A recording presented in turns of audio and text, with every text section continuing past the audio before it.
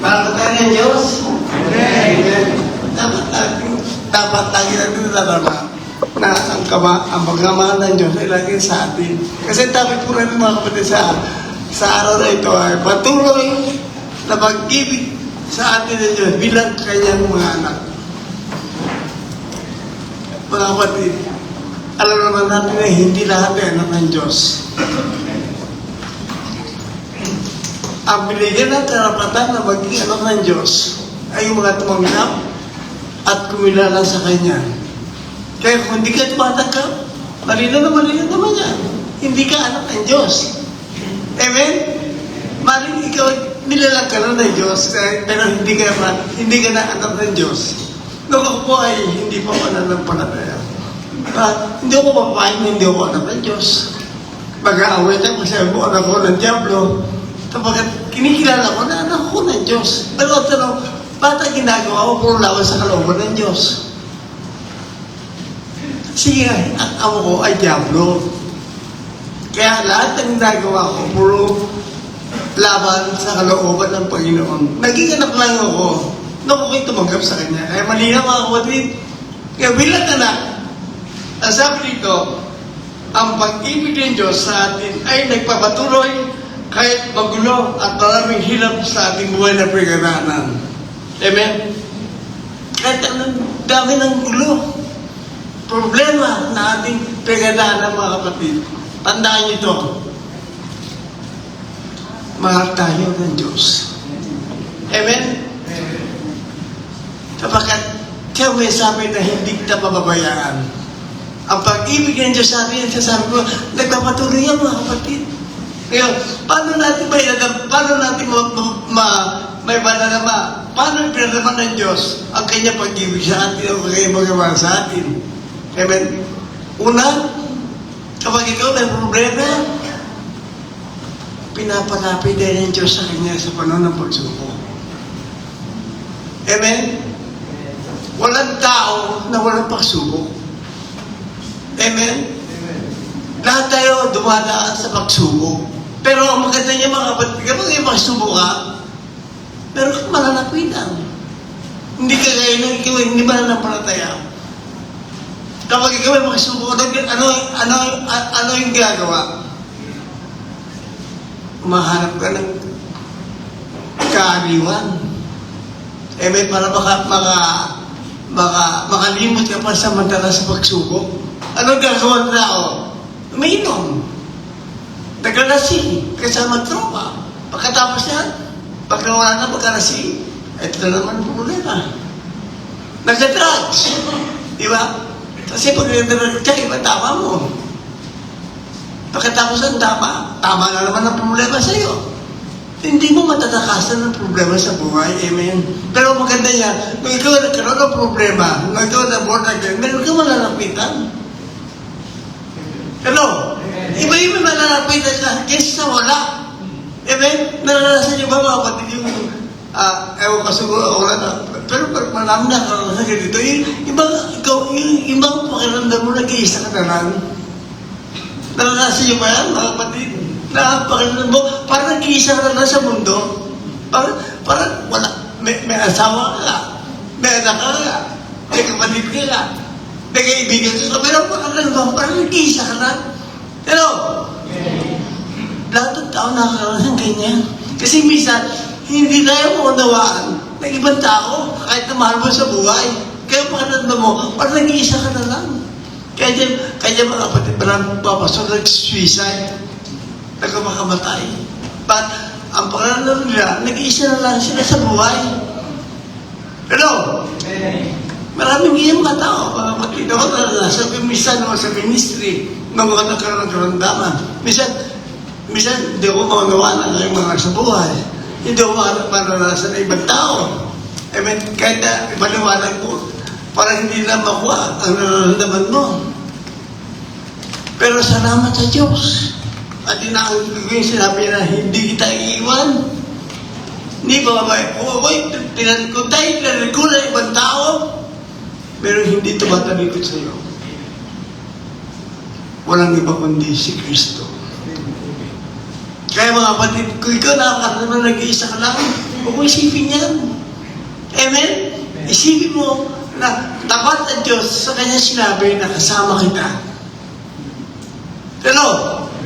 Kaya mga kapatid, ano sabi siya? Matthew 11:28, ako may sa Babel Roy. Matthew 11:28. Magsiparito kayo sa akin, kayo lahat ng kapagad, at nabibigat ang lupa, at kayo'y aking pagpapaningin. Ano sabi ng Panginoon? Magsiparito kayo sa akin. Hinahamon tayo ng Diyos at lumapit sa Kanya. Huwag kayo lumayo. Wala ka pa naman rin. Lalayo ko sa Diyos. Ang tanong mananato ko sa Panginoon. Hello? Lalayo ka sa Diyos at magkamalaki ka sa Panginoon? Parang kakamali tayo, mga kapatid. Ang Diyos, andyan ang biyaya. Andyan ang pag-ibig. Kapag huwalay ka at lumayo ka sa Diyos, sabi ng Panginoon kay Saulo at Pablo, huwag kang sumikat sa matulis.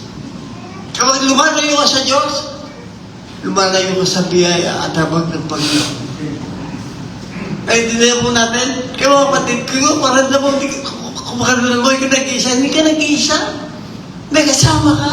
Kaya ako sabi mo, lumapit kayo sa akin, lahat kayo na mabagal at nabibigatan, diba? At kayo aking kapahingahin. Amen. Alam niyo mga kapatid, sa mundo ito, maraming tao ang walang kapahingahan. Kahit na natutulog, nagkatrabaho isip. Hello? Naniwala ka sa sabi ko, ang tao walang kapahingahan, walang kapahingahan. Kahit natutulog, nagkatrabaho isip. May kaya yung mga tao masyadong stress sa kanilang problema, masyadong stress sa buhay. Pero kung ikaw na sa Panginoon, makakaranas ka ng kapahingahan. At ang kapahingahan ito, mga kapatid, hindi galing sa tao, kundi galing sa Diyos. Naintindihan mo ba natin? Kaya huwag ka magkatuwa, lumapit ka sa Diyos. Huwag mo sa nilili ng problema. Amen? Kung walang taong nakakaunawa sa iyo, meron Diyos na nakakaunawa sa iyo. Amen? At nasabi sa letter B, hindi itataboy ng Diyos ang sino man lumalapit sa Kanya. Pakibasa natin dyan, 6:37, Brother Dean.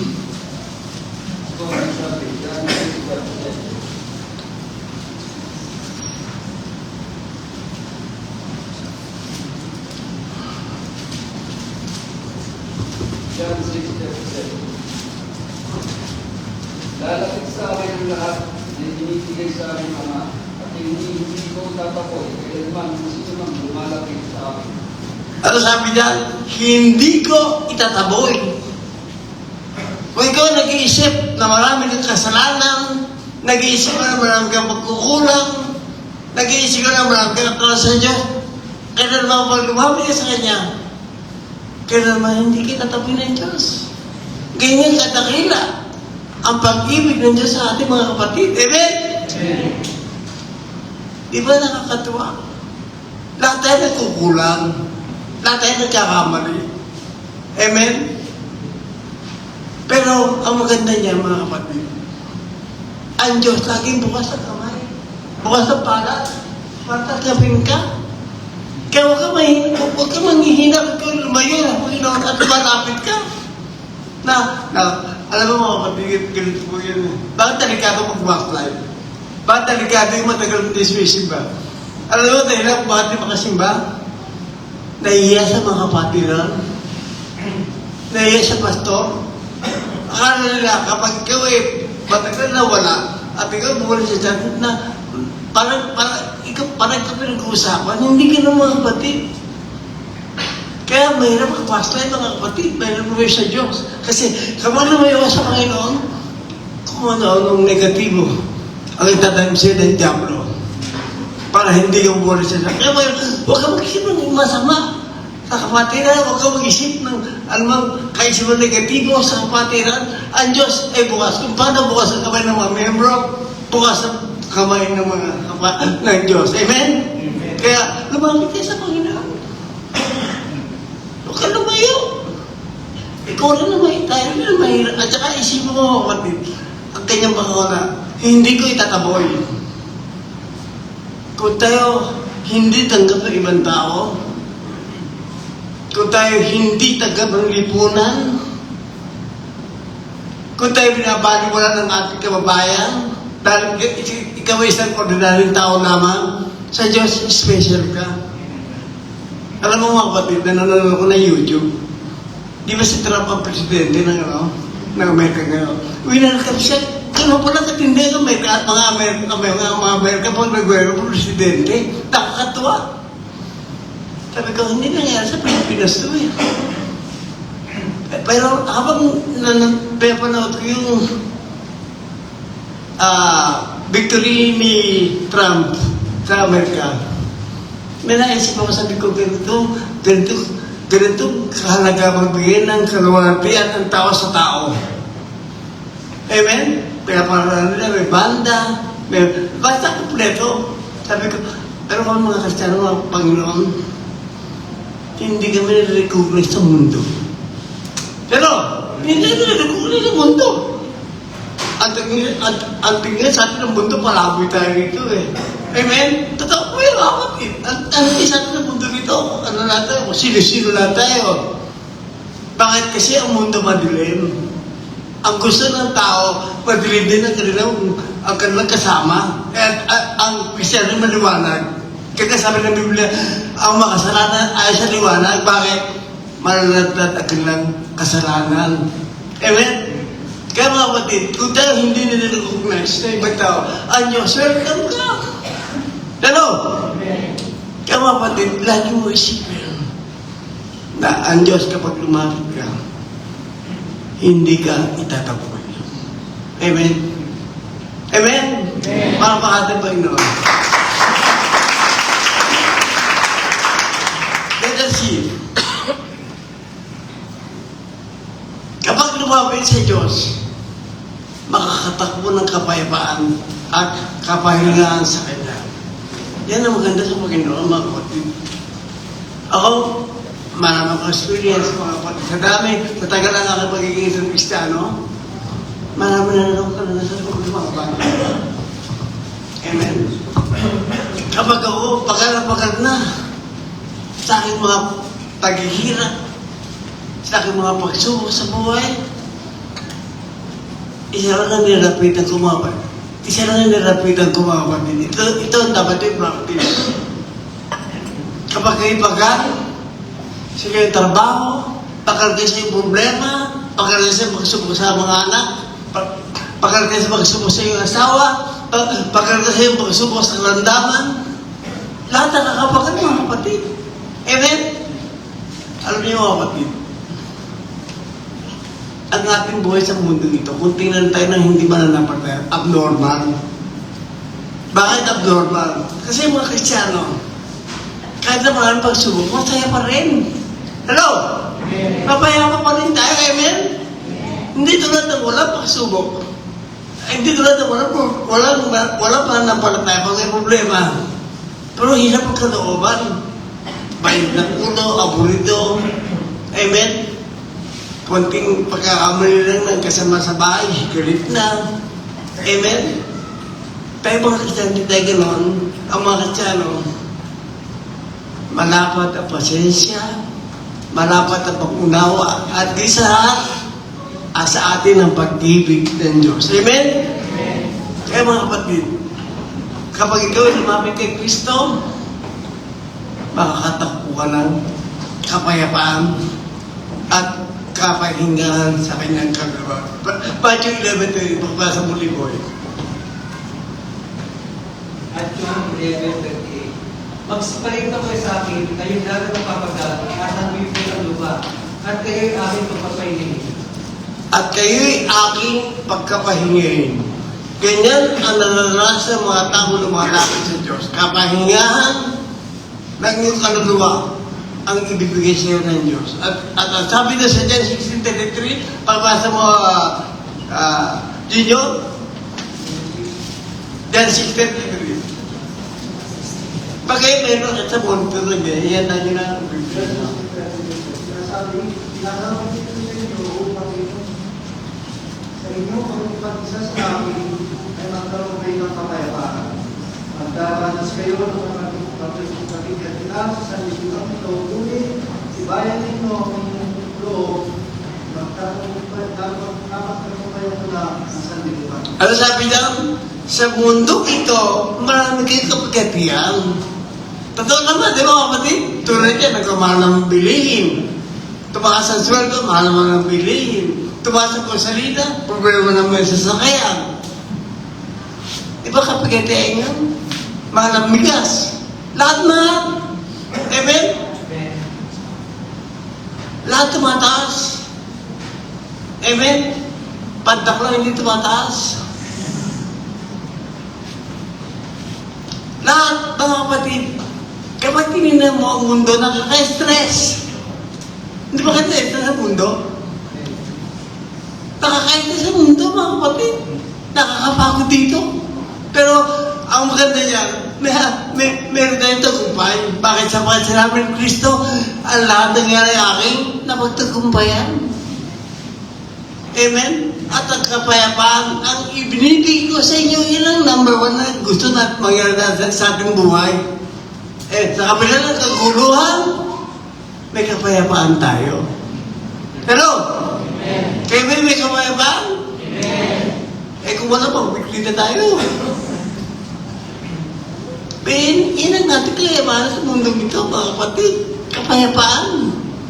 Kaya tayo nakakalamang sa di mananampalataya. Bakit? Sa kabila ng ating pinagdaanan, meron ka kapayapaan sa buhay. Amen? Nagaling sa Panginoon. Kaya sabi ng mga anti-Kristiyano, ang mga born again, abnormal. Bakit? Namatay na at nandun pa rin kasiya sa buhay. Bakit? Kasi naman nila kailangan sa buhay sa langit. Amen? Wala na makain. Hindi pa nangyari. Wala tayong makain. Wala na ba kayo makain? May kapapo. Amen? Kinapapo lagi ba pagkain? Kaya na Noel. Kinanomi lagi ba pagkain? Napauwi ko sa kanila ba pagkain? Amen? Kaya mga kapatid, lagi natin isipin, ang Diyos, nagbibigay siya ng kapahingahan at kapayapaan. Kaya mga kapatid din yan, ipinakita ng Diyos ang kanyang pag-ibig sa atin. Amen? Amen. Para natin, Panginoon.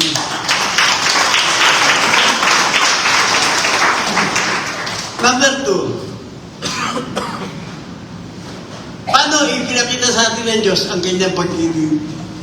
Ayaw ng Diyos na mabalisa ka sa iyong mga pangangailangan. Ayaw ng Panginoon yan. Amen? Alam natin ng mundo, hindi ka pwede mabuhay dito kung walang pagkain. Hello?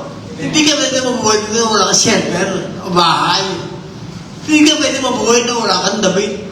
Amen? Lahat yan, kailangan natin. Pero ang sabi ng Biblia, huwag kayo mamagabag. Hello? Huwag kayo mabalisa sa inyong mga pangangailangan sa araw-araw. Amen? Ano sabi sa Matthew 6:25 at 27? Pakibasa mo, Brother Tonton. Matthew chapter 6, verse 25 to 27. Kaya't sinasabi ko sa inyo, huwag kayong mabalisa tungkol sa inyong kakainin at sa inyong inumin, upang kayo'y mabuhay o kaya tungkol sa susuotin ng inyong katawan. Hindi ba't ang buhay ay higit na mahalaga kaysa pagkain at ang katawan kaysa damit? Anong mahalaga? Buhay o pagkain? Anong mahalaga? Buhay o inumin? Anong mahalaga? Buhay o damit? Mahalaga ang buhay sa lahat. Kapag ikaw ay napapagabag, umiikli buhay mo. Pero, kaya mga kapatid, practicein mo pananampalataya. Huwag kang makaranato mo sa pangangailangan araw-araw. Ang iba, kahit na linggo na katrabaho, ano dahilan? Wala kaming kakainin. Wala kaming pambayad sa bahay, kaya kung linggo, nagkatrabaho pa rin kami. Ganyan ang logic ng mga di mananampalataya. Pero intindihan po natin. Pero tayo mananampalataya. Tinuruan tayo ng Diyos na pagdating ng araw ng linggo, pahinga ka para kay Jesus. Kapag ang sabi ng Biblia, hindi kita pagkukulangin sa anumang bagay. Amen? Kaya sabi niya, tingnan niyo, sabi sa verse 27, napakibasa ko ito. Sino sa inyo makapagpapahaba ng kanyang buhay ng kahit na isang oras sa pamamagitan ng pagkabalisa? Nahaba ang buhay mo. Ang sabi ng Biblia, tingnan niyo ang ibon sa imbabawin. Hindi sila nagkapagal. Hindi sila nagtatanim. Hindi sila nag-aani. Wala sila kabalit na imbangan ng pagkain. Ayan ang mga ibon. Ang tanong, kinukulang ba sila ng biyaya ng Panginoon? Hindi. Kaya pa kayang tao na tayo nilagyan ng Diyos ayon sa kanyang uwangin at sa kanyang larawan. Tayo pa kaya pabayaan ng Diyos? Pero, kaya sabi ni David, ako'y naging bata at ako'y matanda. Kailanman wala akong nakita anak ng Diyos na nagpalimos ng tinapay. Ang Diyos makapangyarihan sa lahat. Gagawa at iwasan ng paraan para hindi kanya pagkulangin. Amen? Di ba wala? Isa example kayo. Yung ibang ginamit ang Panginoon sa panahon ni Elias. Amen? Nagpadala ang Diyos ng pagkain sa ibon. Galing McDonald's. Ibinigay kay Elias para makain niya. Noong isang linggo, dyan bigyan McDonald's naman. Di ba kumain si Elias? Ang ginamit ng Diyos, ang sakit na ibon, wala ito kundi uwang. Sa Diyos mga kapatid, wala imposible. Kung kailan araw-araw pang kailangan mo, huwag kang mapag-aabag. Unahin mo ang Panginoon at ang kanyang karyan at ang lahat ng bagay, bawat idadagdag sa iyo. Kaya huwag kang mapag-aabag. Ibibigay ng Diyos ang iyong pangangailangan. Penalty. Huwag walisa sa ating pangangailangan. Matuto tayo masiyahan anuman ang ibigay sa atin ng Diyos. Alam mo mga kapatid, sa aking pag-aaral, kapag ang tao, ikinumpara niya ang kanyang sarili sa iba, marami siya makikita pangangailangan sa kanyang buhay. Ulitin ko, kapag ang tao ay kinumpara mo ang iyong buhay sa iba, marami kang makikita kakulangan sa iyong buhay. Halimbawa na may kotse yung bahay mo. Diba, isip mo wala akong kotse. Maganda bahay ng kapitbahay mo. Isip mo wala akong bahay. Maganda. Masarap ang kailangan ng kapitbahay mo. Ako, gigi lang. Makikita mo parang kakulangan kapag ikaw hindi panunumasihan sa iyong buhay. Amen? Kaya sa Kristiyano, nasiyahan ka. Ano man ang kalagayan mo sa buhay, masiyahan ka. Hindi ko sasabi mo yung masikap. Ano? Kundi ang sabi ko mga kapatid, masiyahan ka. Ano yung katatayaw mo ngayon? Tanggapin mo yan. Amen? At kung ikaw ay tapat, ang Diyos tapat din yan. Hindi kayo maaaring pamayaan. Amen? Amen. Kasi may mga tao kasi, kinakawawa ang sarili. Hinahabang ka ng sarili. Amen? Lagi naghihintay ng awa sa ibang tao. Hindi ka naman kapatid at Kristiyano. Huwag kang maghintay ng awa at habang ng ibang tao. Tingnan mo may pagkakailangan. Ako naman napita, wala iba kundi. Sino?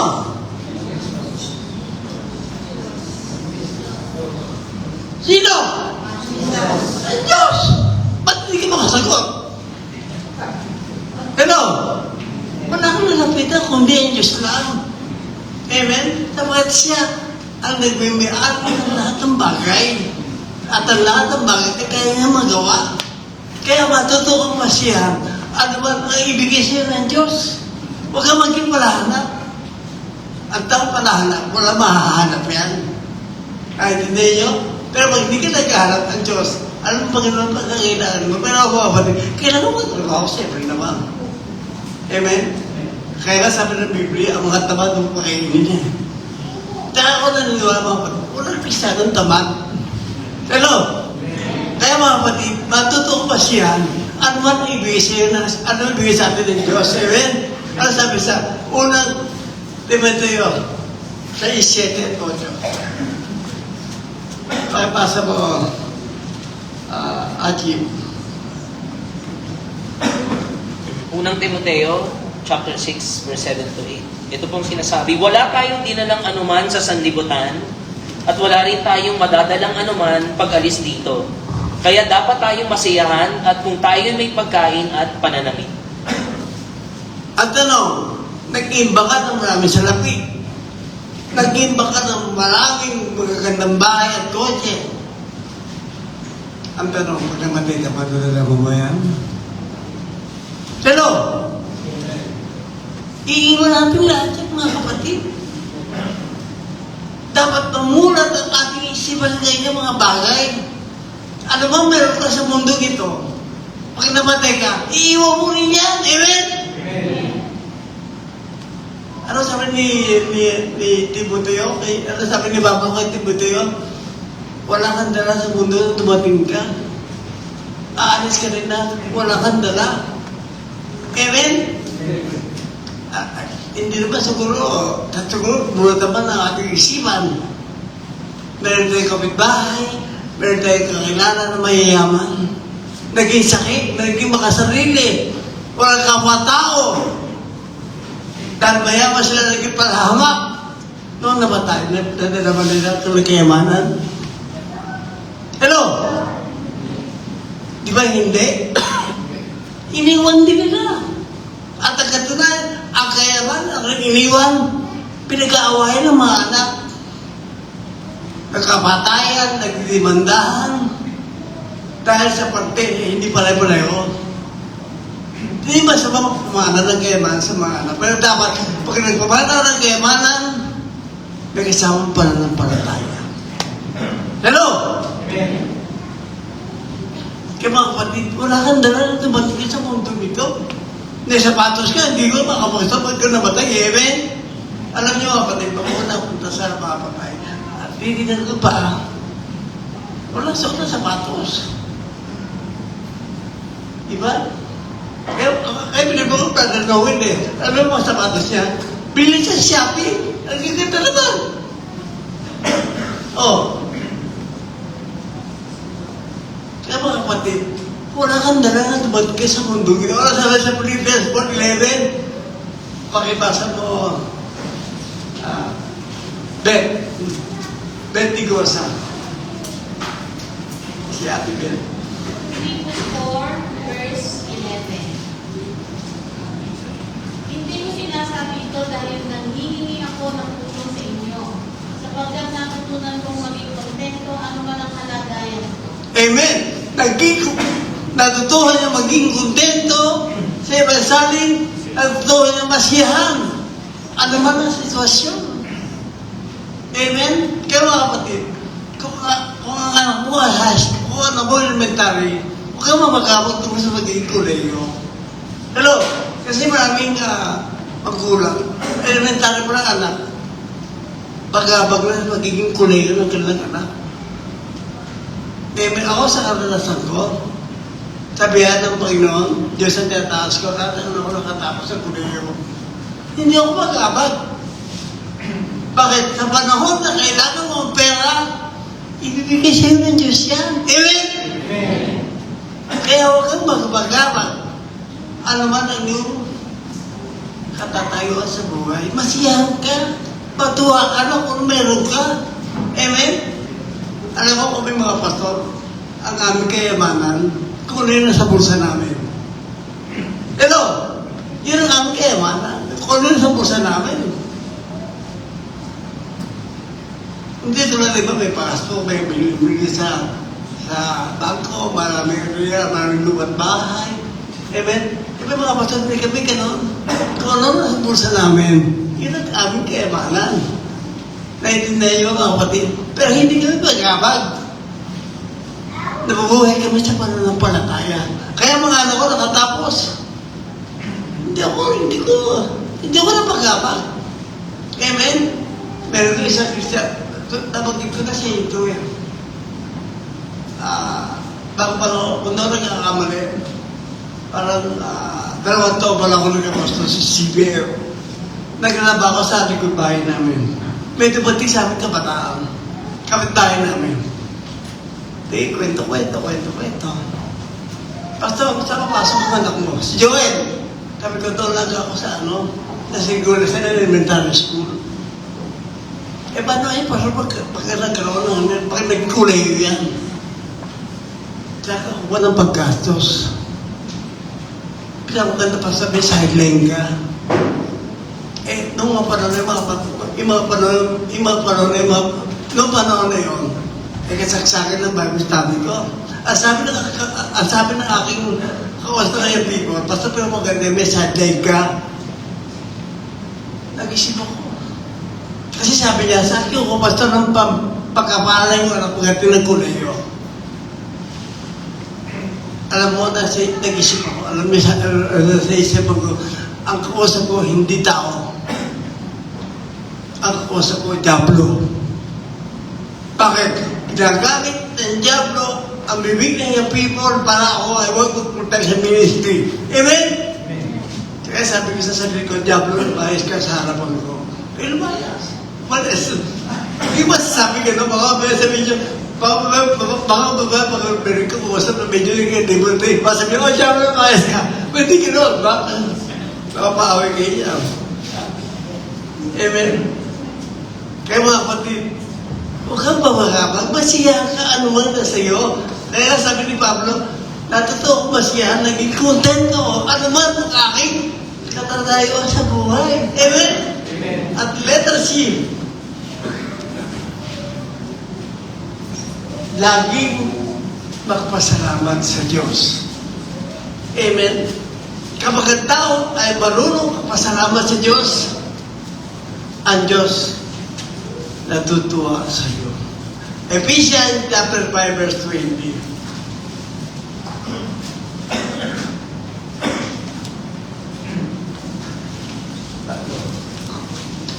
Ephesians chapter 5 verse 20. Na kayo'y dati magpasalamat sa lahat ng mga bagay sa pangalan ng ating Panginoon si Kristo sa Diyos na ating Ama. Ang sabi niya, lagi tayo magpasalamat. Ano? Amen. Ano? Amen. Kaya marunong magpasalamat sa Diyos. Ako ang hindi mapasalamatan lamang yung magagandang bagay. At kung bakit na nagtatapo na sa Diyos. Hindi dapat ganun mga kapatid. Ano man ang sitwasyon, matutukang magpasalamat sa Diyos. Amen? Amen. Pakitong punto. Dapat, paano ipinakita ng Diyos na dapat ang kanyang pag-ibig sa atin? Ang sabi sa pakitong punto, hindi tayo iiwan at pababayaan ng Diyos. Amen? Amen. Maraming yung mag-asawa, siwalay. Bakit? Iniwan ang lalaki ang babae. At meron naman ang babae nang iwan sa lalaki. Amen? Pero may subahan niya, bakit kinasama?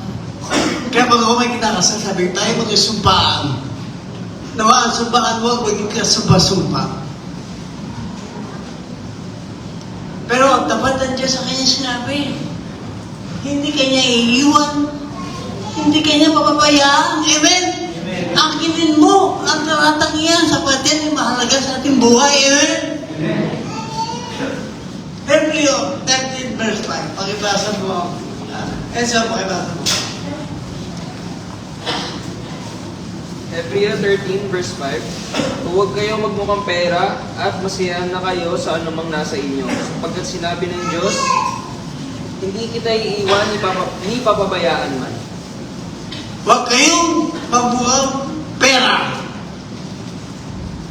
Ang tao mukhang pera, ang mukha binugan. Tingnan nyo, ang inyong kadalag ko bilog ang mukha. Bilog ba? Ha?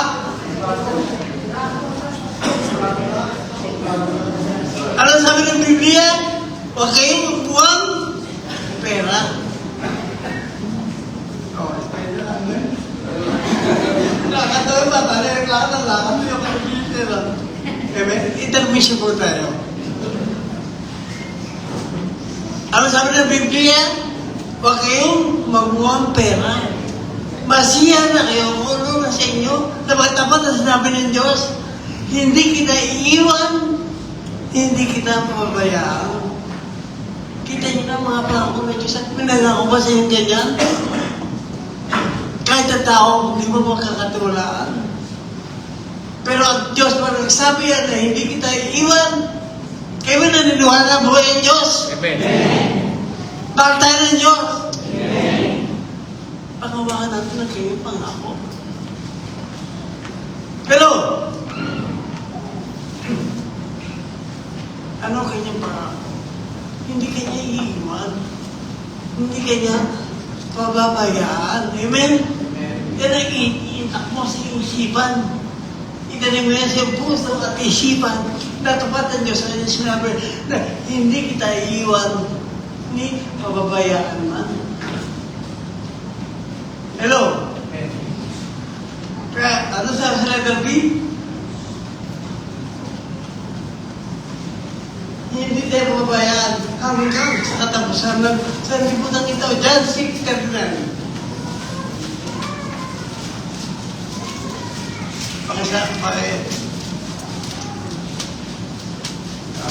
Tita, pakibasa po.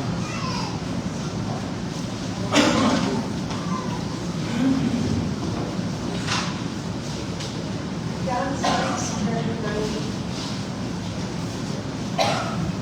At ito ang kalooban na nagsunod sa akin. Na sa lahat ng ibigay niyo sa akin ay huwag mong wala at sinuman. Hindi bago ng pinaran. Amen. Sa mabuti sa aming Biblia, makibasa mo, Brother Noel, pakipapedit tayo.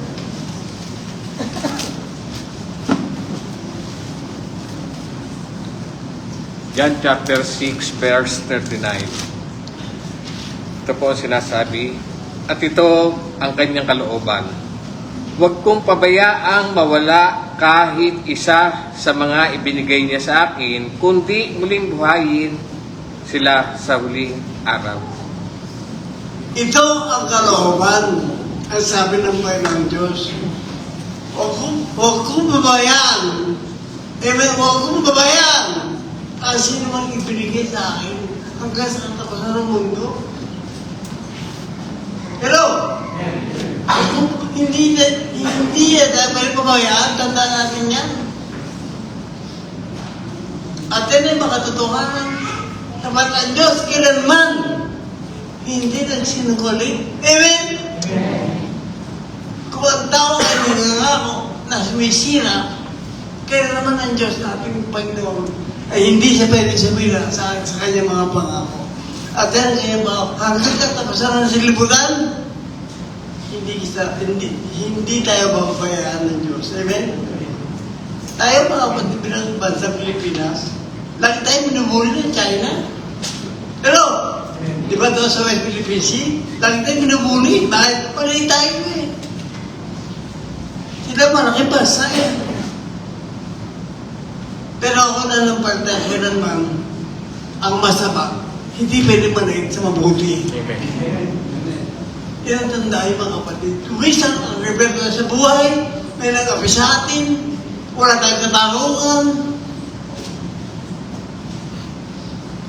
Pero tandaan mga kapatid, ang Diyos natin ay lagi kasama natin. At alam niya ang lahat ng bagay sa buhay natin. Kaya kung wala kang katarungan, nagkaroon ka ng katarungan, huwag ka mag-alala, ibibigay sa'yo ng Diyos yan.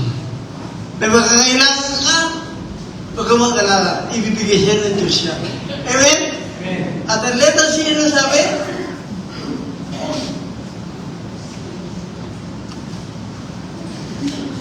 Wala na pala, letter C? Wala na pala. Bubulasin ko sa akin. Wala ka gano'n, payapa ako. Kaya mga kapatid, hindi tayo marunong mamaya na Diyos sa ating buhay. Katapasan ng mundo ito. Alam niyo mga kapatid, ako lagi sinisipan ko kapag ako nalulungkot. Na-stress ako. Minsan sabi ko, ba't ako pa ito sa mundo ito? Talagang kung minsan nakakabanisa ako pag sa mundo na, di ba? Kaya na may kapayapa ako, sumisigit ko panisan, minsan, amen? Pero alam niyo yung ginagawa ko, hindi naman ako taga-mundo eh. Ang buhay ko dito pa samantala lang eh.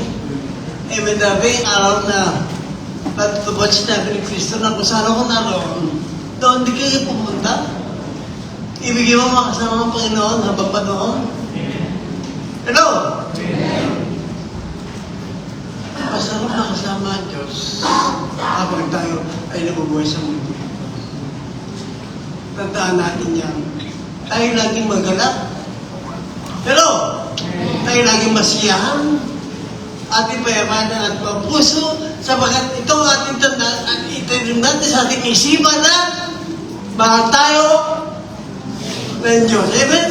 Para